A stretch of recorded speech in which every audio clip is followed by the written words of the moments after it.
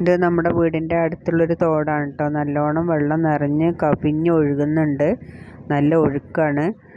അപ്പോൾ എല്ലാവരും സൂക്ഷിക്കുക. നല്ല മഴയാണ്, പുറത്തിറങ്ങണ്ട. ഇത് കുട്ടികൾ കളിക്കണ ഒരു പാടമാണ്. അത് തോടും പാടമെല്ലാം ഒന്നായിട്ടുണ്ട്. റോട്ടിലാണ് ഈ വെള്ളം നിറഞ്ഞ് ഒഴുകിക്കൊണ്ടിരിക്കുന്നത്. അപ്പം നമുക്ക് സങ്കടകരമായൊരു വാർത്തയാണ് കേട്ടുകൊണ്ടിരിക്കുന്നത്. വയനാട് വലിയ പ്രശ്നത്തിലാണ്. നമുക്ക് അവർക്ക് വേണ്ടി പ്രാർത്ഥിക്കാം.